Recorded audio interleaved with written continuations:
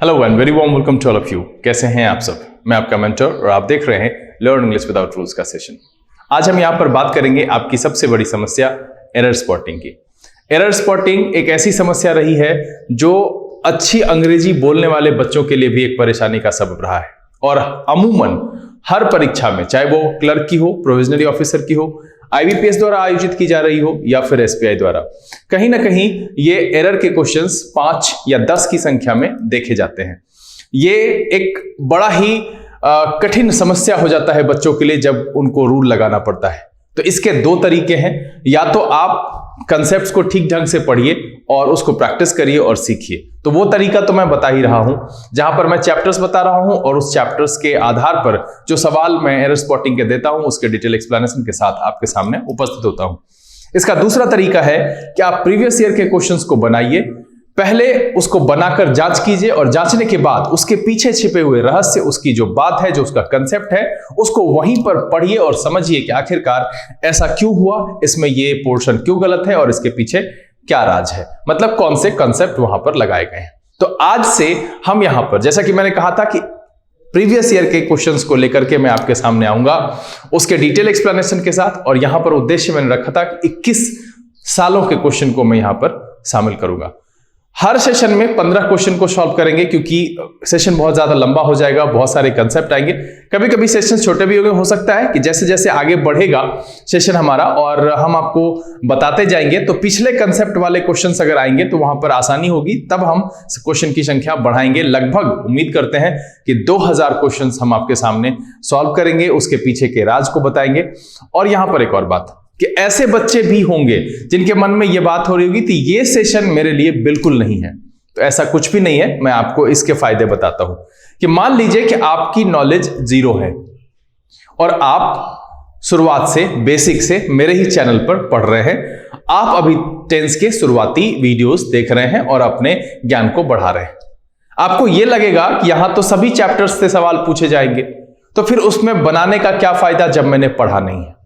मैं आपको यहां पर कहूंगा कि क्वेश्चन आप डाउनलोड करिए डिस्क्रिप्शन से और उसको एक बार अपनी जानकारी के हिसाब से अटेम्प्ट करने की कोशिश कीजिए। गलती होता है उस पर ज्यादा सोचने की जरूरत नहीं है, ये तो आपके पास है ही कि आपने पढ़ा नहीं है। बट अगर उसमें सही होता है तो वो आपके लिए एक पॉजिटिव अचीवमेंट है कि हां मैं इतना किया। अब उसके बाद देखिए कि जब 15 सवाल को लेकर के आप इस डिटेल एक्सप्लेनेशन के सेशन को देखेंगे तो मैं एक एक करके हर कंसेप्ट बताता हूं। ऐसा नहीं है कि मैं ये कह देता हूं कि 1 का बी, 2 का सी, 3 का डी, अब उसके पीछे का रीजन नहीं बता रहा हूं। तो मैं यहां पर क्या कह रहा हूं कि मैं हर सवाल के पीछे छिपे हुए राज को आपके सामने रखूंगा। तो जब इतना आप सीखेंगे, दैट मीन्स कम से कम अगर किसी चैप्टर में, मान लीजिए किसी सेशन में जो मैं 15 सवाल लेकर के आता हूं, एटलीस्ट वहां पर होगा तो 10 नए कंसेप्ट होंगे। तो प्रत्येक दिन हर सेशन में जो बच्चे यहां के रेगुलर व्यूअर हैं वो भी, और जो नए आते हैं वो भी, एक सेशन से आपको कम से कम जो है वो 10 जो है कंसेप्ट आपको मिलेगा। 10 जो नियम है उसके पीछे का वो आपको मिलेगा। तो आपकी जानकारी अगले असेसमेंट टेस्ट को करते समय कुल लाभ का 10 है। फिर अगर आप यही प्रक्रिया दूसरे दिन करते हैं, चलिए वहां पर आपको नया कंसेप्ट साथ ही मिलता है, क्योंकि क्वेश्चन फिर हो सकता है कि 8 पुराने पिछले एपिसोड के सेशन में बताए गए कंसेप्ट से भी हो। तो अब दूसरे दिन का जो कुल लाभ है वो 17 है। तो इस तरीके से अगर हम 2000 क्वेश्चन को सॉल्व करते हैं तो उम्मीद करते हैं कि ग्रामर के 400-500 नए कंसेप्ट आप जरूर सीख जाएंगे। और इस आधार पर अगर सवाल पूछा जाता है, चूंकि 400-500 कंसेप्ट सीखेंगे तो संभावना बनती है कि 5 में से 2 या 3 या 4 सवाल या फिर 5 के 5 आप जो कंसेप्ट पढ़े हैं उसी आधार पर बन जाए। मैं यहां पर यह नहीं कहूंगा कि 100% और आपको वो जो ग्रामर के यूजेस हैं जो मैं पढ़ा रहा हूं चैप्टर्स, उसे छोड़ देना चाहिए। नहीं, मैंने ये कहा कि तत्काल प्रभाव से अगर आप एरर में कुछ करना चाहते हैं, थोड़ी समस्या होगी, थोड़ा जो है माथापच्ची होगा, आपको इरिटेटिंग लग सकता है, बट धैर्य बनाए रखिए और इस सेशन को देखिए। तो फटाफट नोटबुक और पेन लेकर तैयार हो जाइए। देखते हैं कि प्रीवियस ईयर के पहले सेट में दिए गए 15 क्वेश्चन, जो कि शायद 1, 2, 3, हाँ 3 अलग अलग एग्जामिनेशन के हैं, क्या आंसर है और उसके पीछे का राज क्या है। चलिए देखा जाए।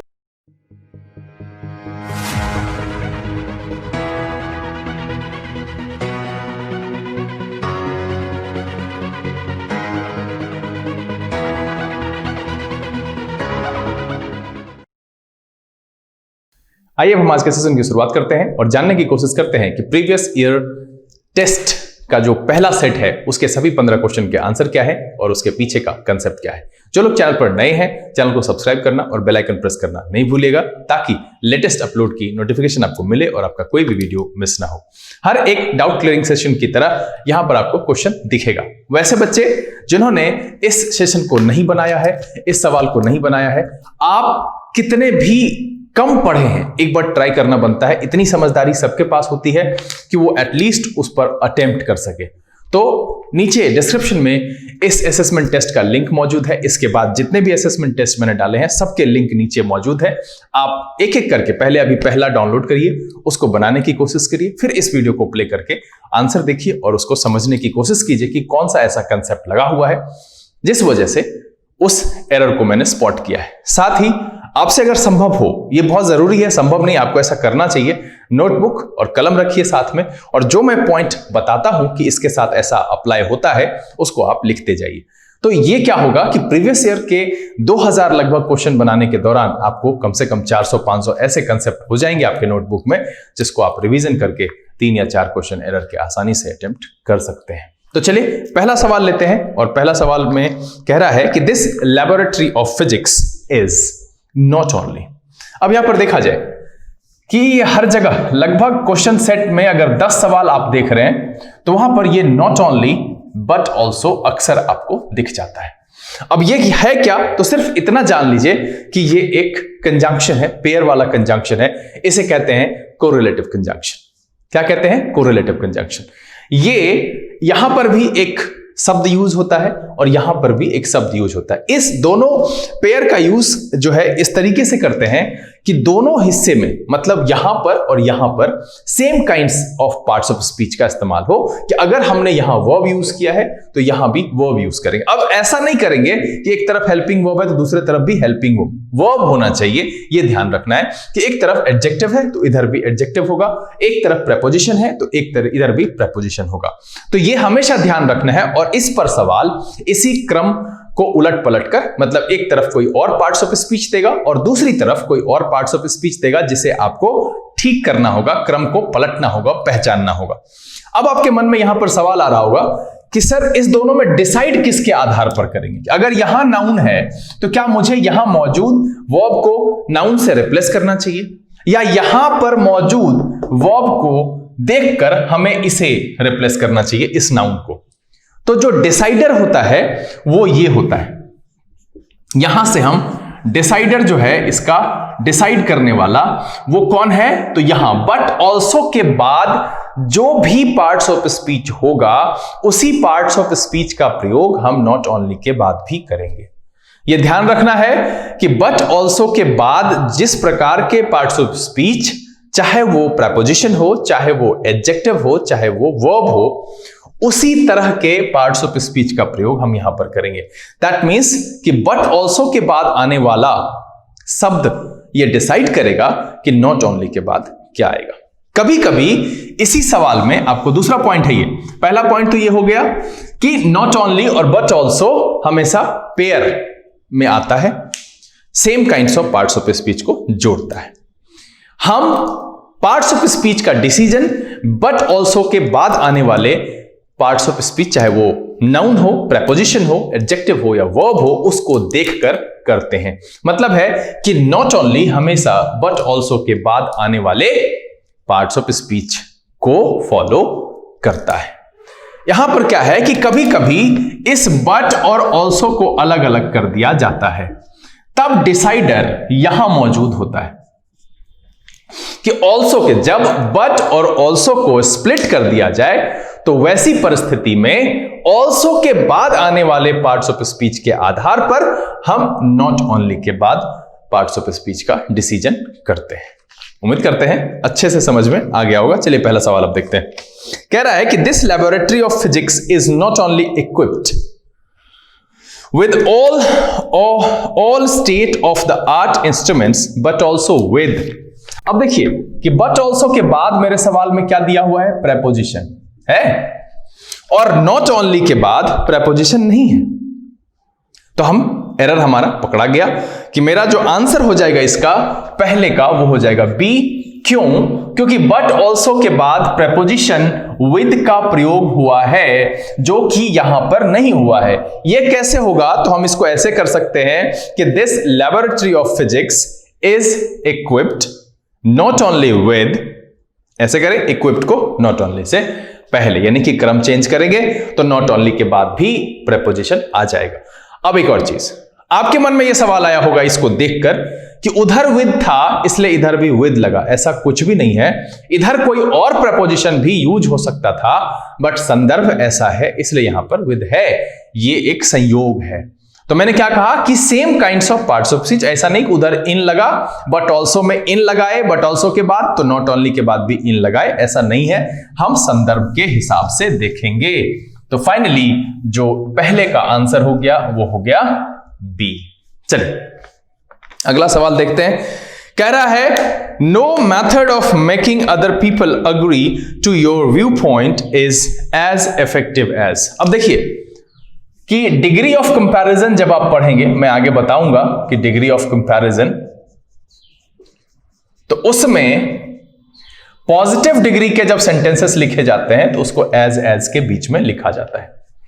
और जब कभी भी कंपेयर किया जाता है तो कंपेयर करने का तरीका है 1 to 1, है ना, ग्रुप टू 1। मतलब है कि आप ऐसे नहीं कर सकते कि सभी लोग, मतलब कहेंगे मुझे छोड़कर अन्य सभी। अगर हम कंपेयर करें कि अन्य सभी लोगों से मेरा, तो मुझे उधर कहना पड़ेगा ना कि मेरे छोड़कर सभी, उधर ग्रुप में बनाना पड़ेगा। मतलब है 1 to 1, ग्रुप टू 1, या 1 to ग्रुप, या ग्रुप टू ग्रुप। इस तरीके से हम कंपेयर करते हैं। इसको आप ग्रुप मान लीजिए, जी मैं लिख रहा हूं तो आप समझ जाइए कि जब कभी, अब यहां पर जब हम नो कह रहे हैं तो नो का मतलब हो गया कोई, उसमें तो हम भी शामिल हो गए ना। फिर यहां पर जो तरीका है वो क्या है? तो हम लिखते हैं नो अदर, या लिखते हैं वेरी फ्यू, या लिखते हैं सम अदर। तो यहां पर देखिए कि ए नंबर में कह रहा है कि नो मैथड, मुझे ये बताना पड़ेगा क्योंकि हम एक मैथड की बात आगे बता रहे हैं, as effective as this method. तो एक मैथड के अलावा जो कोई और मैथड है, तो यहां हो जाएगा नो अदर मैथड। तो इसलिए मेरा जो दूसरे का आंसर हो जाएगा वो हो जाएगा ए। हमेशा ध्यान रखिएगा कि जब भी कंपैरिजन में होगा एक और चीज, सो एज या एज। सो एज हमेशा नेगेटिव के साथ इस्तेमाल होता है, और ये एफर्मेटिव और नेगेटिव दोनों के साथ, यानी कि सो गुड एज, तब ये नेगेटिव सेंटेंस में यूज होगा। एज गुड एज ये हमेशा नेगेटिव और एफर्मेटिव दोनों तरीके से इस्तेमाल किया जाता है, ये ध्यान रखना है। और कंपैरिजन के दौरान आपको ये ध्यान रखना है कि very few, no other, some other, ऐसे करके हम लिखते हैं। तो नो अदर से शुरुआत की जाती है क्योंकि हम ग्रुप टू 1, 1 to 1, हम इसको ऐसे ग्रुप से बाहर कर देंगे तो फिर गड़बड़ हो जाएगा ना। ऐसे नहीं कर सकते कंपेयर। हम कंपेयर कर सकते हैं क्लास के सभी बच्चे मुझे छोड़कर, कि मैं क्लास के सभी अन्य बच्चों जैसा अच्छा हूं। तो मैंने सभी अन्य कहा, अगर मैं कहूं कि सभी बच्चों जैसा, तो वहां पर गड़बड़ हो जाएगी। इस तरीके से कंपैरिजन का जो मुद्दा है वो मेरा क्लियर नहीं होगा। चलिए अगला सवाल देखा जाए तो दूसरा का आंसर क्या हो गया? ए। यहां पर करेंगे नो अदर। चलिए तीसरा कह रहा है I was pretty sure that he would support my views. अब देखिए यहां जो लिखा हुआ है माई व्यूज, तो यहां ये नाउन है। मैं कैसे समझ गया? क्योंकि ये जो माई है ये पॉजिटिव एडजेक्टिव है, और इसी का जो प्रोनाउन वाला फॉर्म होता है वो होता है माइन। तो मतलब इस तरीके से दोनों का सेंस जो है वो मेरा ही होता है, लेकिन माई जो है वो एडजेक्टिव की तरह, इसके बाद एक नाउन आएगा, लेकिन आप माइन को मेरा के सेंस में अकेले इस्तेमाल कर सकते हैं, कहते हैं दिस पेन इज माइन। और जब आपको माई से लिखना होता है तो कहते हैं दिस इज माई पेन। तो इस संदर्भ में यहां जो इसके साथ प्रेपोजिशन यूज होगा वो होगा ऑन, व्यूज ऑन। और आपके सवाल में यहां पर फॉर यूज किया गया है जो कि गलत है, और इसीलिए जो तीसरे का आंसर हो जाएगा वो हो जाएगा सी। ये ध्यान रखना है कि जिस मीनिंग में व्यूज का प्रयोग यहां पर आइडियाज से है, ओपिनियन से है, मत से है, इस सेंस में इसके साथ ऑन का प्रयोग होता है प्रेपोजिशन, ये ध्यान में रखना है। चलिए चौथा सवाल देखा जाए। चौथे सवाल में एक छोटा सा सुधार करेंगे, या तो आप कमेंट्स में से एस हटा लीजिए या नहीं तो आप दिस को दीज कर लीजिए।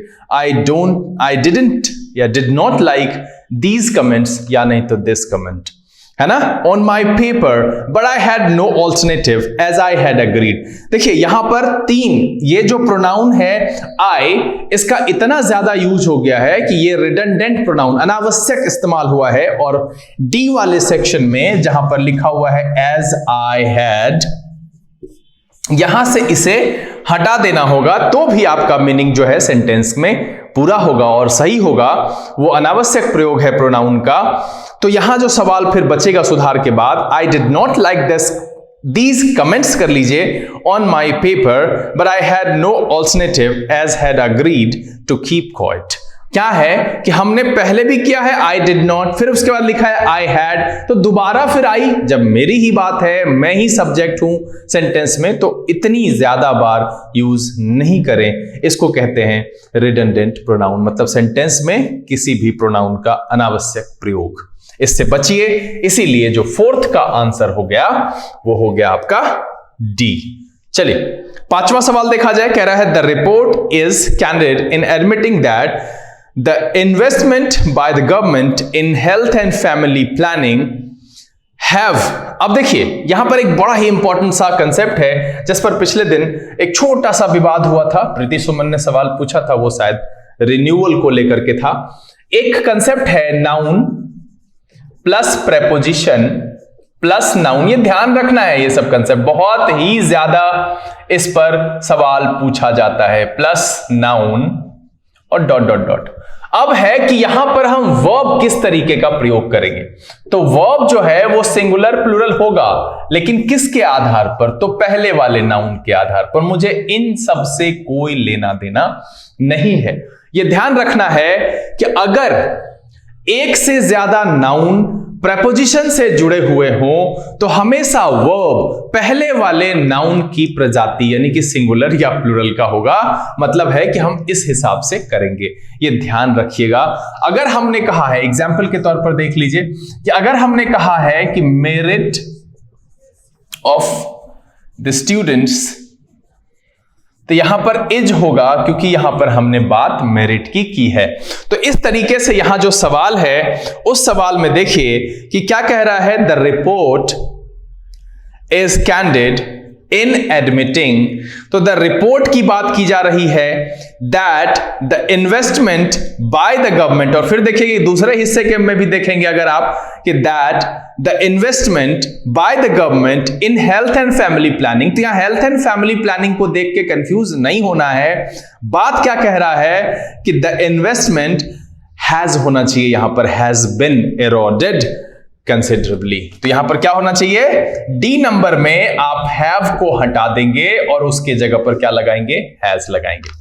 चलिए ये एनपीएन है, ध्यान रखना है कि इसमें एक से ज्यादा नाउन एक से ज्यादा प्रेपोजिशन के साथ जुड़ा हुआ होता है, तो वहां पर हम वर्ब पहले वाले नाउन के हिसाब से लगाते हैं। और आज के इस सेशन में अभी तक के 5 सवाल में आपका कुल लाभ, पहला क्या बताया, नॉट ओनली बट ऑल्सो का बताया कि दोनों तरफ same kinds of parts of speech लगा हुआ होता है। बट ऑल्सो के बाद आने वाला वही डिसाइडर होता है, उसी के हिसाब से हम नॉट ओनली के बाद भी पार्ट्स ऑफ स्पीच का इस्तेमाल करते हैं। बट ऑल्सो को स्प्लिट कर दिया जाए तो ऑल्सो के बाद आने वाला पार्ट्स ऑफ स्पीच डिसाइडर होता है। दूसरा मैंने आपको बताया कि कंपैरिजन में हमेशा no other, very few, some other इस तरीके का शब्द इस्तेमाल करते हैं। उसके बाद फिर मैंने बताया आपको कि व्यूज के साथ ऑन का प्रयोग होता है।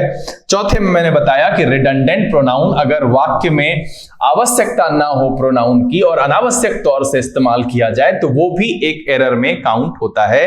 और 5वें सवाल में बहुत ही इंपॉर्टेंट पॉइंट आपको बताया। चलिए अब यहां पर जो छठा सवाल है ये बीएसआरबी कोलकाता उस समय का कलकत्ता पीओ एग्जाम 14 फरवरी 1999 का है। छठा सवाल कह रहा है कि he is certainly man home I know very well.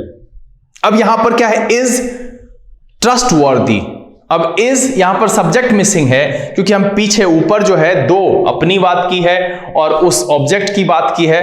कह रहा है कि मैन के लिए कह रहा है हु इज ट्रस्टवर्दी, यहां पर एक सब्जेक्ट बहुत जरूरी है, एक रिलेटिव प्रोनाउन के तौर पर हम इसमें हु का प्रयोग करेंगे, तब जाकर के मेरे सेंटेंस का मीनिंग जो है वो कंप्लीट और सुनने में अच्छा होगा। क्या कह रहा है, ही इज सर्टेनली मैन हुम I know very well. Who is trustworthy, यहां पर इज ट्रस्टवर्दी जो है वो अधूरा कर रहा है सेंटेंस को, एक सब्जेक्ट यहां पर चाहिए, इसीलिए हमने एक रिलेटिव प्रोनाउन हु का प्रयोग किया। जब हमने हु की बात की है तो ध्यान रखिएगा ये सिर्फ पर्सन के लिए इस्तेमाल होता है, ये ऐसा लिविंग को करके नहीं सोचना है, ये सिर्फ पर्सन के लिए इस्तेमाल होता है। तो 6 का जो आंसर हो गया 6th का वो हो गया सी। चलिए 7वां देखा जाए। 7वां जो है वो नो सुनर वाला सवाल है और नो सुनर में दोनों तरफ V2 का ही प्रयोग होता है। एक तरफ आप हैड प्लस V3 का इस्तेमाल कर सकते हैं, नो सुनर हैड के साथ आप लगाते हैं या फिर नो सुनर डिड के साथ लगाते हैं। तो यहां जो नो सुनर डिड है देखा जाए कि हमने किया है नो सुनर डिड लगता है और इधर जो है पास्ट सिंपल का सेंटेंस हम लगाते हैं, तो डिड के साथ है रीच लगाया V1, ये भी सही है। और यहां जो हैड है ट्रेन स्टार्टेड, क्योंकि ये एक एक्शन के होने पर दूसरा बिना समय गंवाए होने वाला एक्शन होता है, मतलब दोनों एक्शन के बीच टाइम इंटरवल बहुत कम माना जाता है। No sooner did we reach the station the train started moving out of the station. ज्यों ही पहुंचे ट्रेन खुलकर जो है खुली स्टेशन से बाहर जाने को। तो यहां पर हैड का प्रयोग सी नंबर में गलत है, इसके साथ सी में से हैड हटा देंगे और वही आपका एरर हो जाएगा। चलिए 8वें नंबर में सवाल में देखा जाए, कह रहा है कि I am sure about it nobody has lived in that house, और आगे देखिए क्या कह रहा है कि फॉर 100 years। जब पीरियड ऑफ टाइम दिया है तो मतलब नहीं रह रहा था और नहीं रह रहा है, ये सेंस आता है परफेक्ट कंटीन्यूअस का। और ये चीज मैंने आपको परफेक्ट कंटीन्यूअस के इस्तेमाल जब मैं बता रहा था रेगुलर सेशन में, वहां पर इसकी चर्चा की है। तो आई एम श्योर और एम लगा हुआ है तो इसीलिए यहां पर हैड पास्ट परफेक्ट तो होगा नहीं, इसीलिए प्रेजेंट परफेक्ट। तो क्या हो जाएगा, हैज बीन लिविंग। आप इसका इस्तेमाल करेंगे हैज बिन लिविंग और तब आपका सेंटेंस सही हो जाएगा। यहां पर हैज लिव्ड लिखना गलत है। I am sure about it nobody has been living for 100 years in that house for 100 years। आपको पता है कि फॉर का इस्तेमाल हम तीनों टेंस के परफेक्ट कंटीन्यूअस में करते हैं पीरियड ऑफ टाइम के लिए। सिंस का इस्तेमाल प्रेजेंट और पास्ट में करते हैं पॉइंट ऑफ टाइम के लिए। मतलब है पॉइंट ऑफ टाइम कहने का मतलब है शुरुआती पॉइंट। जब हम कहते हैं कब से यानी ड्यूरेशन बताते हैं, शुरुआती पॉइंट मान लीजिए मेरा 2012 है तो मैं कहूं कि 2012 से तो सिंस लगाएंगे। अब वहां से लेकर के अभी तक 8 साल हो गया, कहें 8 सालों से, तब हम फॉर लगाएंगे। तो फॉर का इस्तेमाल तीनों टेंस प्रेजेंट, पास्ट और फ्यूचर में पीरियड ऑफ टाइम को दर्शाने के लिए, जब हम ड्यूरेशन बताते हैं उसको दर्शाने के लिए प्रयोग किया जाता है। सिंस का प्रयोग प्रेजेंट और पास्ट में पॉइंट ऑफ टाइम को दर्शाने के लिए होता है और फ्यूचर में पॉइंट ऑफ टाइम को दर्शाने के लिए हम फ्रॉम का इस्तेमाल करते हैं। तो 8वें का जो आंसर हो गया वो हो गया 8th का बी। चलिए 9वां सवाल देखा जाए, कह रहा है कि there were no less than 40 boys. अब देखिए यहां पर एक बात समझने वाली है जिसको समझिए कि लेस का प्रयोग हम अनकाउंटेबल के लिए करते हैं और फ्यूअर का प्रयोग हम काउंटेबल के लिए करते हैं। किसके लिए करते हैं? काउंटेबल के लिए। ये ध्यान रखना है और ये करते हैं अनकाउंटेबल के लिए। तो ऑब्वियसली यहां से जो है लेस खत्म हो जाएगा, तो हो जाएगा there were fewer than 40 boys in the class. यहां पर सीधा सीधा है कि नो लेस देन को हटा करके, नो लेस को हटा करके हम फ्यूअर का प्रयोग करेंगे और इस लिहाजन जो सेंटेंस में इसका जो एरर है वो आपका आंसर हो जाएगा ए। ये ध्यान रखना है कि फ्यूअर का प्रयोग हम काउंटेबल के लिए करते हैं और लेस का प्रयोग हम अनकाउंटेबल के लिए करते हैं। 10वां नंबर सवाल देखा जाए, कह रहा है I am glad to hear that you narrowly escaped being run over by speeding car yesterday. अब देखिए आज की बात कह रहा है, I am glad to hear, और उसके बाद पिछले दिन की घटना है। तो सेंटेंस में जितने भी यहां पर क्रम हैं वो ढंग से रखे गए हैं और यहां कोई भी गड़बड़ी नहीं है। I am glad to hear that, और इसके बाद जोड़ा है you narrowly escaped being run over by a speeding car yesterday. मतलब बहुत जो है थोड़े से के लिए बचा है और बहुत क्लोज। नैरोली कहने का मतलब है कि होते होते बच जाना, इस सेंस में है। और रन ओवर का मतलब कुचलने से होता है। बाय स्पीडिंग कार यस्टरडे, तो ये जो सवाल है, ये जो सेंटेंस है, ये पूरी तरह से सही है। तो 10वां का जो आंसर है वो है आपका नो एरर। चलिए 11वां सवाल देखा जाए। कह रहा है I have been working for this organisation for last 10 years। बिल्कुल यहां पर ये सही अरेंजमेंट है और इसीलिए 11वां का भी जो आंसर है वो हो जाएगा ई। चलिए 12वां देखा जाए। The office along with his family members. अब देखिए कि फिर से वही एनपीएन जो पीछे बताया, नाउन प्लस प्रेपोजिशन प्लस, तो यहां अलॉन्ग विद एक प्रेपोजिशन है और कह रहा है the officer along with his family members. तो मेरा जो वर्ब होगा वो ऑफिसर के हिसाब से होगा, ना कि फैमिली मेंबर्स के हिसाब से, क्योंकि पहला जो सब्जेक्ट होता है प्रेपोजिशन से जुड़े हुए 2 नाउन में वही ओरिजिनल होता है, तो वॉज लगा हुआ है। So okay.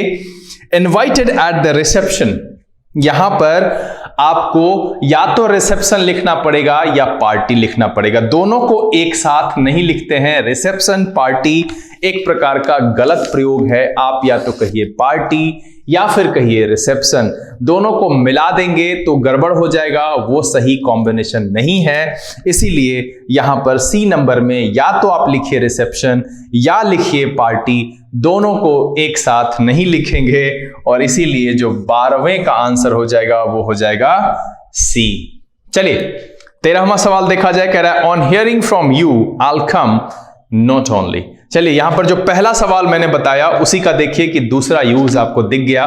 मैं आपको ये दिखाऊंगा, आप ये चीज खुद भी गौर करना कि कितने एग्जामिनेशंस में ये सवाल पूछे जाते हैं, नॉट ओनली बट ऑल्सो वाले।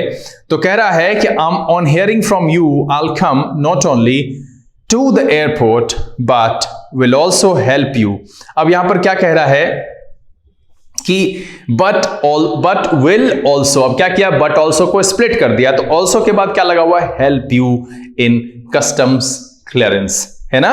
तो यहां पर क्या है, ऑल्सो के बाद लगा हुआ है वर्ब। तो हम बी नंबर में अगर हम क्रम को चेंज कर लें और ऐसे कर दें कि on hearing from you I will not only come, तो देखिए बट ऑल्सो, ऑल्सो के बाद है हेल्प, तो नॉट ओनली के बाद हो गया कम, तो ये मेरा सही हो जाएगा। और इसमें बी नंबर में जो इसका क्रम है वो सेम पार्ट्स ऑफ स्पीच वाला वो गड़बड़ हो रहा है और इसीलिए जो 13 का आंसर हो जाएगा वो हो जाएगा बी। यहां क्या करेंगे हम कि कम को नॉट ओनली के आगे प्रयोग कर देंगे तो दोनों हिस्सा मेरा बैलेंस्ड हो जाएगा और ये रूल सत्यापित हो जाएगा कि नॉट ओनली बट ऑल्सो में दोनों हिस्से में same kinds of parts of speech का प्रयोग होता है।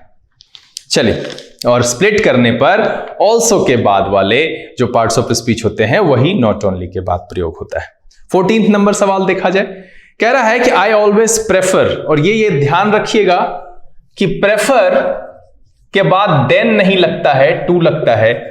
प्रेफरेबल इसके साथ भी टू लगता है, ये ध्यान रखिएगा। प्रेफर और प्रेफरेबल के साथ टू लगता है।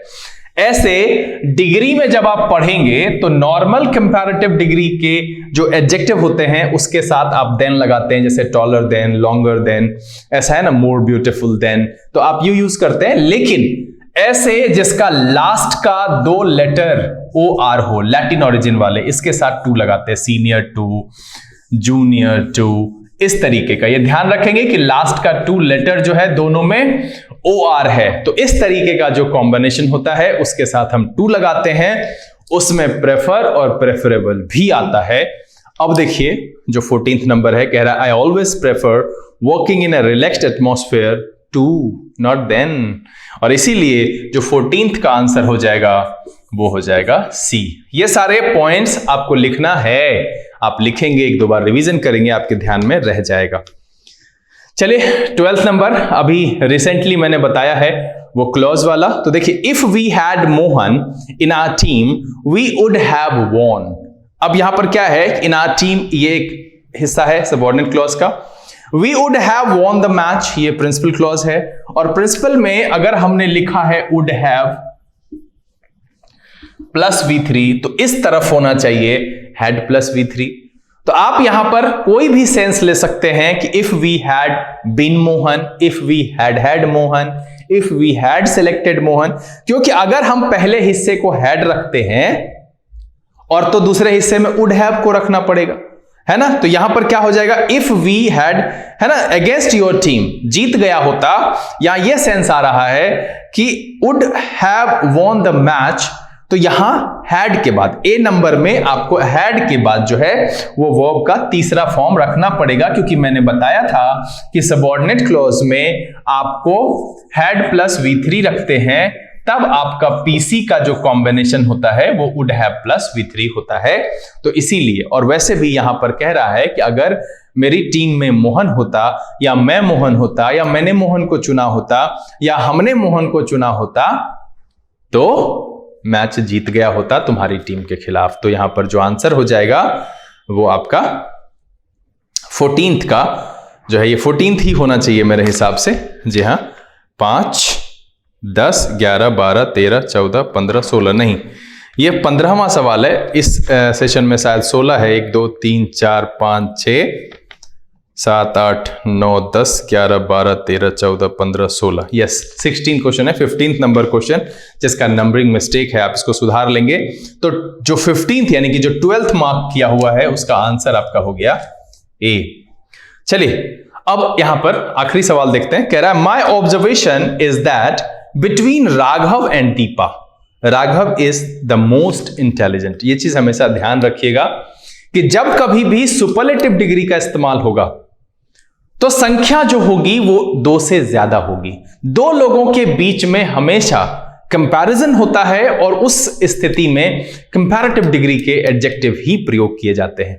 तो इस लिहाजन यहां पर जो द मोस्ट इंटेलिजेंट है, यहां हो जाएगा इज मोर इंटेलिजेंट। क्या हो जाएगा, my observation is that between Raghav and Deepa, दो लोग स्पष्ट है, राघव इज मोर इंटेलिजेंट। यह ध्यान रखिएगा कि सुपरलेटिव डिग्री एग्जिस्ट करता है जब संख्या, कंपैरिजन हम जिसकी कर रहे हैं उसकी 2 से ज्यादा है, तब आप कह सकते हैं कि मोहन सबसे अच्छा है, सबका मतलब है वो ज्यादा होगा उसकी संख्या। तब दो लोगों के बीच अगर हम गुण की तुलना करें तो हमेशा वहां पर कंपैरेटिव डिग्री के एडजेक्टिव का ही इस्तेमाल होगा। और इसीलिए जो 15th का आंसर, यानी जो आखिरी यानी कि 16th नंबर ठीक कर लेंगे तो उसका जो आंसर हो जाएगा वो हो जाएगा डी, द मोस्ट को काट के आप मोर का प्रयोग करेंगे। उम्मीद करता हूं कि अभी जो ये 16 सवाल जो कि 3 डिफरेंट एग्जामिनेशन जो कि 1999 में आयोजित की गई थी, आपको पढ़कर इसके पीछे के कंसेप्ट को जानकर मजा आया होगा और ये वीडियो आपको पसंद आया होगा। अगर ये वीडियो आपको अच्छा लगा आप इसे लाइक कर दें। अगर आपने चैनल सब्सक्राइब नहीं किया प्लीज सब्सक्राइब कर लीजिए। जो लोग पहले से जुड़े हुए हैं वो इसे ज्यादा से ज्यादा सोशल नेटवर्किंग साइट पर शेयर करें। पढ़ें, पढ़ाएं, खुश रहें, मस्त रहें।